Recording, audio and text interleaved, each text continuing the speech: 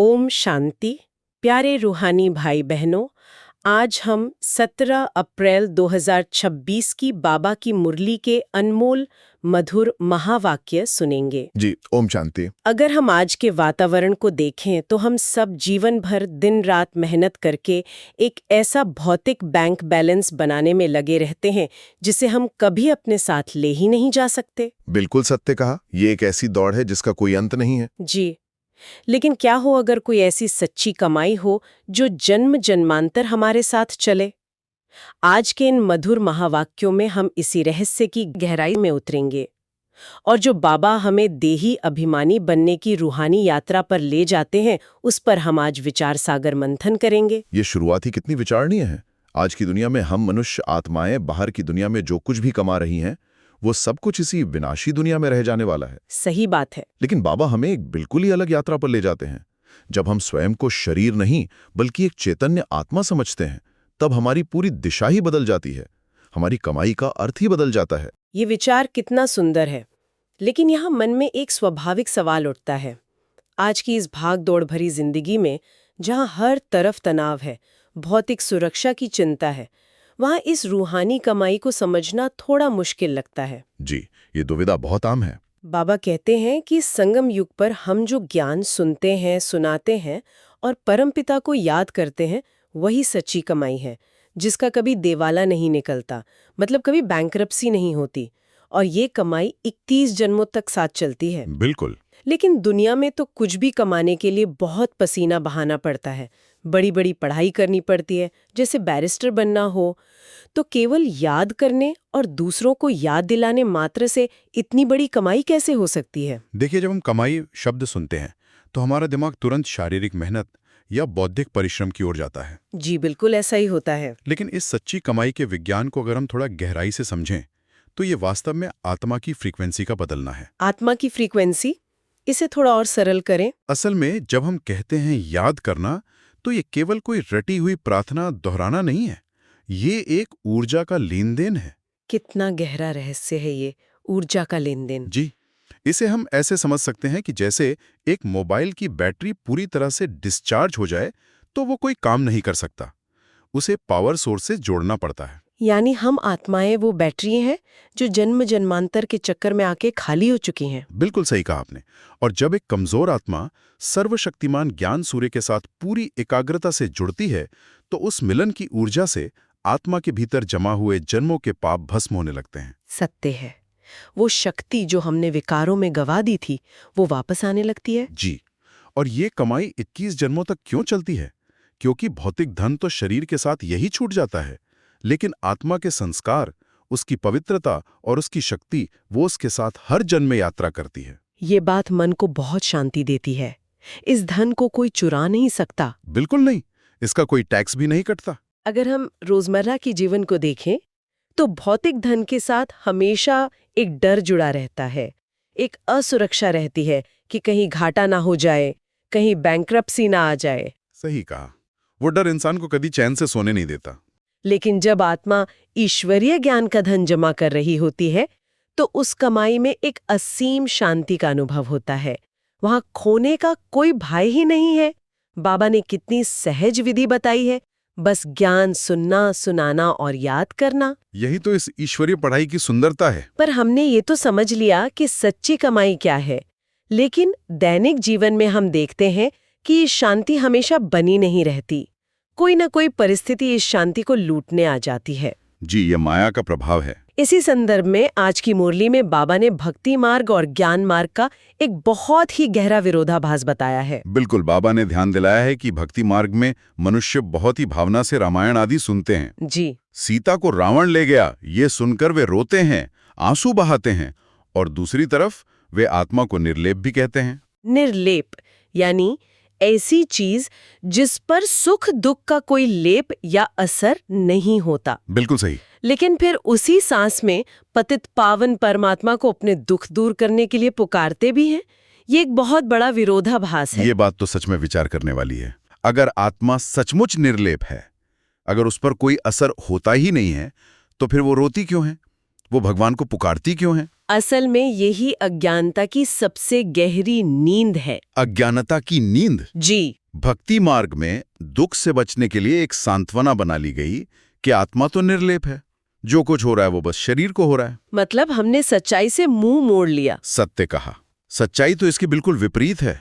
आत्मा ही इस सृष्टि नाटक में जन्म मरण के चक्र में आती है। जी, और जब वो बार बार जन्म लेती है, कर्म करती है, तो वो आत्मा ही तमो प्रधान बन जाती है। ये जो शब्द है तमो प्रधान, इसे हम दैनिक जीवन के उदाहरण से कैसे समझें? देखिए, इसे ऐसे समझ सकते हैं कि जैसे कोई बहुत शुद्ध सोने का आभूषण हो जी, और समय के साथ उस पर धूल, मिट्टी और जंग की परतें चढ़ जाएं।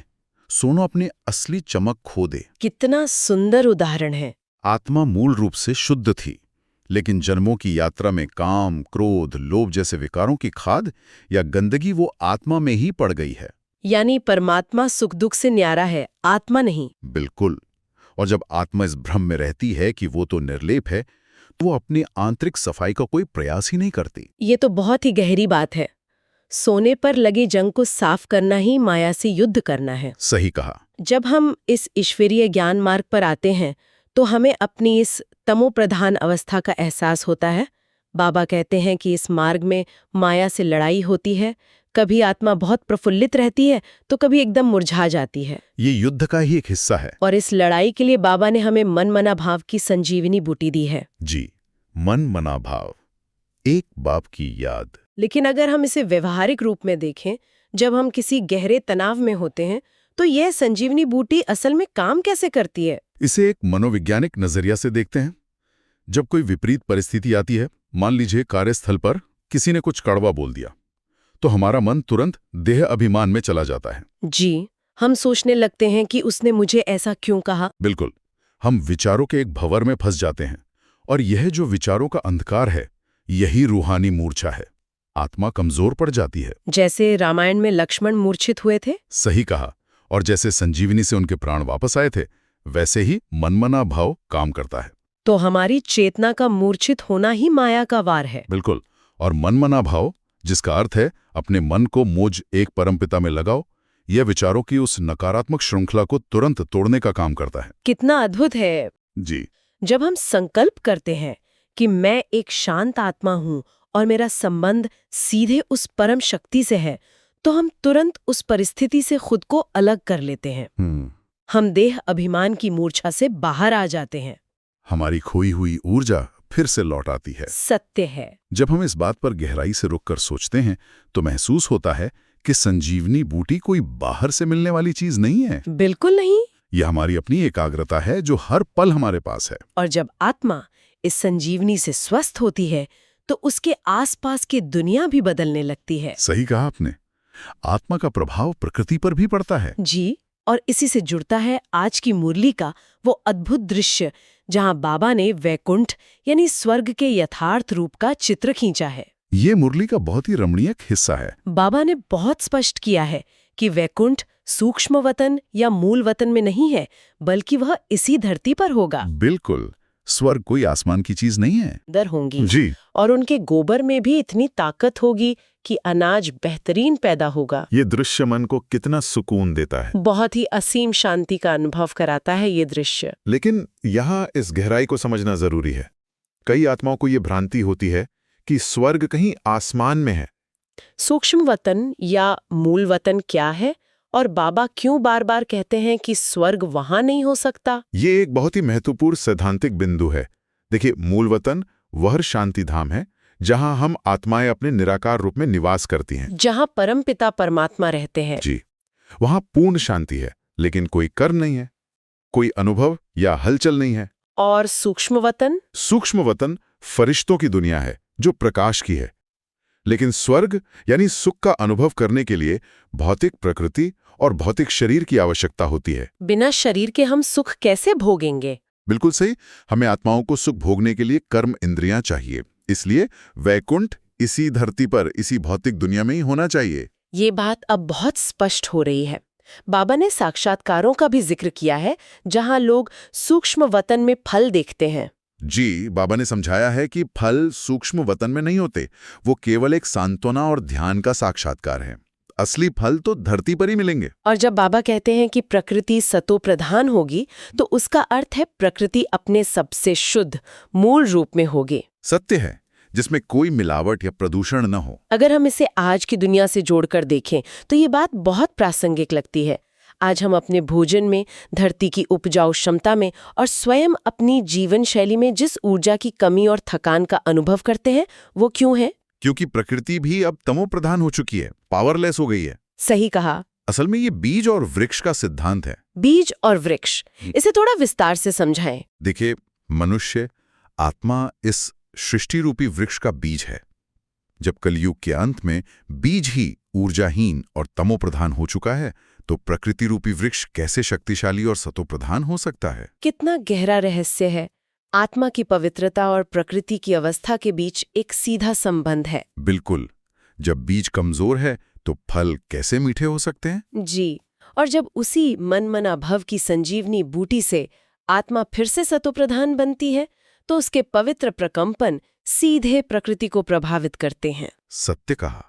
हमारी आंतरिक सफाई ही इस पृथ्वी को फिर से वैकुंठ बनाती है। यह कितनी बड़ी जिम्मेदारी की बात है कि हम आत्माओं के स्वयं के परिवर्तन से इस पूरी पृथ्वी का परिवर्तन जुड़ा है। जी, यह बहुत बड़ी रूहानी सेवा है। लेकिन इस महापरिवर्तन का मार्ग दिखाने के लिए परमपिता परमात्मा ने जो तरीका चुना है, वो सबसे अधिक विस्मयकारी है। भगवान, जो सर्वशक्तिमान है, वो कैसे आते हैं? यह परमात्मा की असीम नम्रता है। बाबा कहते हैं कि मैं कोई राजाई ठाठ बाट में नहीं आता। मैं एक साधारण और पतित शरीर, ब्रह्मा बाबा का शरीर लोन पर लेता हूँ। जी, अपना कार्य करने के लिए वो एक साधारण रथ उधार लेते हैं। ये बात सच में भाव विभोर कर देती है। जो सारे ब्रह्मांड का सर्वोच्च अधिकारी है, वो अवतरण के लिए सबसे साधारण माध्यम चुनता है। मुझे अक्सर ये विचार आता है कि सर्वशक्तिमान भगवान किसी भव्य रूप में क्यों नहीं अवतरित होते? ये एक बहुत ही स्वाभाविक विचार है। बादलों के बीच से या किसी महान राजा के रूप में उन्हें एक साधारण रथ की आवश्यकता क्यों पड़ती है? इसके पीछे बहुत ही गहरा और तार्किक कारण है। देखिए, भगवान जन्म मरण के चक्कर से पूरी तरह मुक्त हैं। जी, श्री कृष्ण या अन्य देवी देवताएं इस चक्र में आते हैं, इसलिए उनका अपना एक भौतिक स्वरूप और पवित्र शरीर होता है। वो शरीर लोन नहीं लेते। सही बात है। लेकिन शिव परमात्मा निराकार हैं। अब अपना ज्ञान देने के लिए, हम आत्माओं से बात करने के लिए और मुक्ति का मार्ग दिखाने के लिए उन्हें एक मुख की आवश्यकता है। पता है। सत्य कहा। इसलिए वो जीवन के अंतिम पड़ाव में एक अनुभवी लेकिन साधारण मनुष्य के शरीर में प्रवेश करते हैं, ताकि पतित दुनिया को पावन बना सकें। इसे ही रथ को लोन पर लेना कहा गया है। जब हम इस बात पर गहराई से विचार करते हैं, तो यह हम मनुष्यों के अहंकार पर एक बहुत गहरी चोट करता है। बिल्कुल। हम मनुष्य अपने इस क्षणभंगुर शरीर, अपनी छोटी सी पदवी, अपनी जाति या दुनियावी प्रतिष्ठा पर कितना अधिक अभिमान करते हैं। सही कहा। जरा सी प्राप्ति पर हमें अभिमान आ जाता है। और यदि सर्वशक्तिमान भगवान, जो सारी शक्तियों का स्रोत है, बिना किसी ठाट बाट के एक अत्यंत साधारण तन में आकर विश्व परिवर्तन की इतनी बड़ी सेवा कर सकते हैं, तो हमारा ये देह अभिमान कितना खोखला है। देहाभिमान ही हमारी सारी दुविधाओं और दुखों की जड़ है। सत्य है। परमपिता इस साधारण शरीर में आकर हमें निष्काम सेवा का सबसे ऊंचा उदाहरण देते हैं। यहाँ हमें ब्रह्मा और सरस्वती के उस ऊंचे पाठ को भी समझना चाहिए। जी, स्थापना और पालना का पाठ। बिल्कुल। वे एक नई रूहानी चेतना की स्थापना और पालना के निमित्त बनते हैं। परमात्मा उनके माध्यम से हमें एक नया जन्म देते हैं। ये कितना सुंदर संबंध है। और ये विडंबना देखिए कि अज्ञानता के कारण लोग उसी शिव बाबा के मीठे नाम पर आक और धतूरे जैसे कड़वे फूल चढ़ाते हैं, जो खुद ज्ञान का सबसे मीठा सागर है। लोगों ने उन्हें अज्ञानता में क्रोधित रूप मान लिया है। जी, यह दुनिया की अनभिज्ञता है।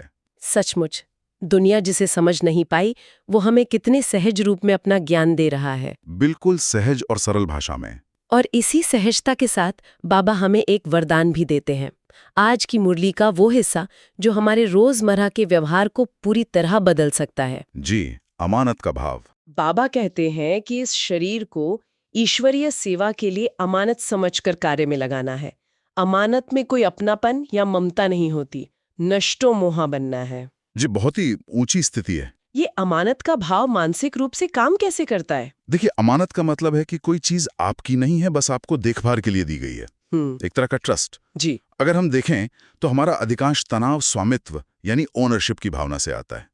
हम कहते हैं ये मेरा शरीर है, ये मेरा घर है, ये मेरी इज्जत है। मैं और मेरा, यही सारी परेशानी की जड़ है। बिल्कुल।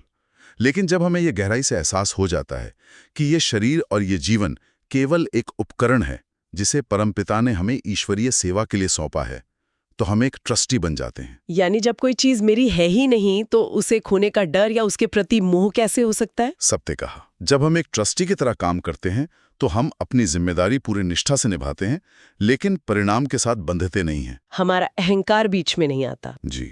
सारा दुख तो मेरा शब्द से ही शुरू होता है। जब ये शरीर ही मेरा नहीं है तो इसके साथ जुड़े हुए रिश्ते, साधन और पद मेरे कैसे हो सकते हैं? ये विचार मन को एकदम हल्का कर देता है, जैसे सिर से एक बहुत बड़ा बोझ उतर गया हो। यही तो नष्टो मोहा स्थिति है। और इसी अमानत के भाव से ही वो गुण जन्म लेता है जिसका जिक्र बाबा ने आज अव्यक्त इशारे में किया है, मधुरता का गुण। बिल्कुल, रूहानियत से स्वतः ही मधुरता आ जाती है। बाबा ने कहा है महान बनने के लिए मधुरता और नम्रता को धारण करना है। जी, अक्सर हम देखते हैं कि हम अपनी कमजोरियों को छुपाने के लिए कहते हैं मेरा स्वभाव ही ऐसा तेज है या मैं जल्दी आवेश में आ जाता हूँ। क्या ये भी मेरापन की ही एक बीमारी है? ये अभिमान का ही एक बहुत सूक्ष्म रूप है। सूक्ष्म रूप? जी। जब हम ये मान लेते हैं कि क्रोध या तेज बोलना हमारा वास्तविक स्वभाव है, तो हम अपनी ही कमजोरी को एक ढाल बना लेते हैं। हम बदलाव से बचते हैं। सत्य है। बाबा इसे माया के वशीभूत होना कहते हैं। असल में क्रोध या आवेश बाहरी चीज है। आत्मा का मूल स्वभाव तो शांति और प्रेम ही है। शांति हमारा स्वधर्म है। बिल्कुल। जब हम स्वयं को शरीर नहीं बल्कि एक अमानत के रूप में देखते हैं, तो हम महसूस करते हैं कि ये तेज स्वभाव मेरा नहीं है, ये तो शरीर का और माया का प्रभाव है। और जैसे ही ये समझ आती है वो अभिमान टूट जाता है। सही कहा। और तब सारे बंधन और ईर्ष्या स्वतः समाप्त हो जाते हैं। ये कितनी सरल विधि है अपने आप को बदलने की। जी। जब हमारे भीतर अमानत का भाव होता है तो हमारी पूरी दृष्टि बदल जाती है। दृष्टि का परिवर्तन। आज के स्लोगन में बाबा ने इसी ओर इशारा भी किया है। बिल्कुल। बाबा ने कहा है वानप्रस्थ स्थिति में जाने के लिए दृष्टि और वृत्ति में पवित्रता को अंडरलाइन करना जरूरी है। दृष्टि की पवित्रता, इसे हम कैसे धारण करें? दृष्टि की पवित्रता का अर्थ है कि हम हर व्यक्ति को उसके दोषों या उसके शरीर के आधार पर नहीं देखते। तो हम उन्हें कैसे देखते हैं? देखते हैं कि ये भी परमपिता की एक प्यारी संतान है। कितना सुंदर विचार है। और जब हम दूसरों को एक आत्मा के रूप में देखेंगे तो हमारे व्यवहार में स्वतः ही मधुरता आ जाएगी। सत्य है, कोई कड़वाहट टिकी नहीं सकती। यही तो वो असली वानप्रस्थ स्थिति है, जहां हम दुनिया के बीच रहते हुए, सारे कार्य करते हुए भी कमल के फूल की तरह सबसे उपराम और न्यारे रहते हैं। बिल्कुल। कमल का फूल कीचड़ में रहकर भी उससे निर्लेप रहता है। ये पूरी चर्चा आज हमें कितनी शांति और स्पष्टता दे रही है। यदि हम आज के इस गहरे विचार सागर मंथन को समेटें तो हमने देखा कि हमें अपना सारा ध्यान उस सच्ची कमाई पर लगाना है जो 21 जन्मों तक हमारे साथ जाने वाली है। जी, वही हमारा असली बैंक बैलेंस है। हमें अपनी आत्मा की बैटरी को ईश्वरीय मिलन से चार्ज करना है, और जब भी दैनिक जीवन में माया के तूफान आए या तनाव की मूर्छा आए तो मन मना भाव की संजीवनी बूटी से अपनी आत्मा को वापस चेतना में लाना है। बिल्कुल सही। हमें यह भी याद रखना है कि जब स्वयं सर्वशक्तिमान शिव बाबा एक साधारण शरीर लोन पर लेकर इतनी बड़ी सेवा कर सकते हैं, तो हमें भी अपने हर प्रकार के देह अभिमान को त्यागना होगा। यही सच्ची नम्रता है। और सबसे बढ़कर इस शरीर को, इस जीवन को शिव बाबा की दी हुई एक पवित्र अमानत समझना है। जी। जब हम इस ट्रस्टी भाव में रहेंगे तभी हमारे हर बोल और कर्म से सतो प्रधानता और मधुरता झलकेगी। और तभी हम अपनी पवित्रता से इस पृथ्वी को फिर से वैकुंठ बनाने के निमित्त बन सकेंगे। सत्य कहा आपने। और इस रूहानी चर्चा को विराम देने से पहले एक शांतिपूर्ण विचार हम सब अपने मन में रखें। जी, बताइए। आज दिन भर जब हम कोई भी कार्य करें, चाहे घर पर हो या अपने कार्यस्थल पर, तो बस एक पल के लिए रुकें, थोड़ा सा ठहराव लें। जी, और स्वयं से पूछें, क्या मैं इस शरीर रूपी अमानत का सही उपयोग कर रहा हूँ? कितना गहरा प्रश्न है ये। यदि यह शरीर सर्वशक्तिमान ईश्वरीय सेवा के लिए मुझे सौंपा गया है, तो क्या मेरे बोल और मेरे संकल्प पूर्ण रूप से मधुर और पवित्र हैं? यह एक ऐसा प्रश्न है जो हमारे सारे देह अभिमान को पल भर में पिघला सकता है और हमें तुरंत आत्मा की उस मूल शांति में वापस ला सकता है। बिल्कुल। हम सभी रूहानी भाई बहनों को आज दिन भर इस ज्ञान को अपने अंदर मथते रहना है, इसका विचार सागर मंथन करते रहना है। यह ज्ञान जितना गहरे उतरेगा, हमारी रूहानी यात्रा उतनी ही सहज, शांत और आनंददायक होती जाएगी। जी। ओम शांति। ओम शांति।